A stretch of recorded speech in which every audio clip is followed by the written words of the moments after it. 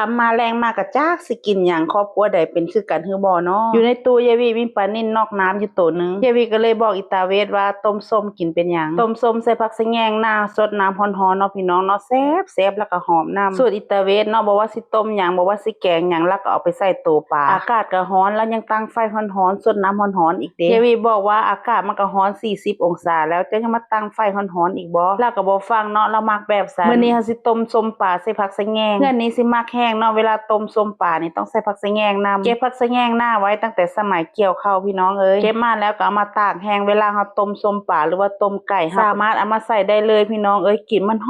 อมเด้อผักสะแงงหน้าบ่คือผักสะแงงที่เฮาปลูกเอาเด้ใส่แค่นี้แหละบ่ต้องใส่หลายดอกพี่น้องเอ้ยใส่แค่นี้ก็หอมส่วนตัวยายวีก็มักกินต้มส้มปลานิ่นมากกว่าต้มส้มปลาคออีกเพราะว่าปลาคอมันมีกลางหลายเนาะพี่น้องเนาะมันยากในการกินต้มส้มมื้อนี้อิตาเวนเราก็ใส่มะขามเปียกแทนส้มแล้วก็ใส่พริกป่นนำแล้วเราก็บอกให้ยายวีตำแจ่วบะกอกให้กินพร้อมมากอกอยู่บ้านยายวีก็มีตลอดเวลาเลยจ้าทุกคนเพราะว่ายายวีเอาใส่ซองฟิตไว้อยากจะกินตอนไหนก็เอามาตำได้เลยจ้าแล้วเราก็มีกับข้าวของเด็กด้วยวันนี้ก็จะกินทอดไก่คุณเชฟกระทะรุดคอยพี่น้องเอ้ยต่อไปสุเจ้าก็สิเห็นเราลักษณะนี้แหละถ้าเป็นย่ามฮ้อนเราก็สิแก้เสื้อแบบสีตลอดเวลาเลยเพราะว่าเส้นหยังเราก็สิบ่ใส่เสื้อเลยจ้าทุกคนต่อไปนี้ก็สิเห็นเราแก้เสื้อถ่ายคลิปตลอดเลยอย่าเพิ่งเว้าให้เราเด้อจ้าทุกคนเราใส่บ่ได้อีหลีบ่ว่ากันเนาะเพราะว่ากับข้าวเฮาก็เอ็ดกินเองแต่ว่าเวลารับงานข้างนอกก็ใส่เสื้ออยู่นะเบิ่งเด้อพี่น้องอากาศร้อนปานนี้เวลาเรากินหยังแล้วก็เอามาใส่ตู้ปลาอีกคิดเบิ่งนางฝิงไฟไปนำกินข้าวไปนำพี่น้องเอ้ยนึกว่าเจ้าของอยู่ไฟเอารถทอดไก่ให้เด็กๆแล้วก็จะมีทอดเนื้อด้วยเนื้ออันนี้ตั้งแต่บุญพ่อเวทพี่น้องมันเหลือหลายเนาะอิตาเวนเราก็เลยมักไว้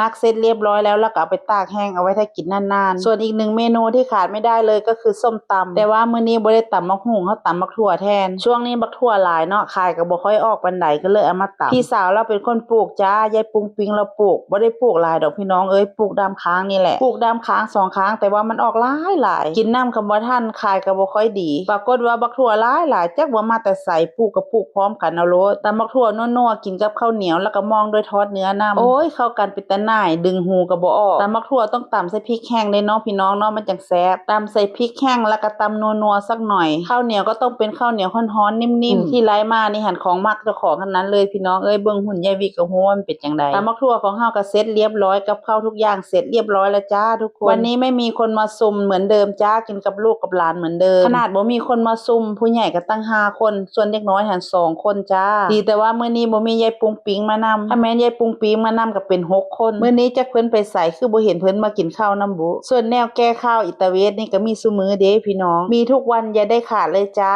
กับข้าวของเราเสร็จเรียบร้อยมีทั้งของหวานของข้าวมีทั้งแนวแก้ข้าวนำมาเด้อจ้าทุกคนมากินนำกัน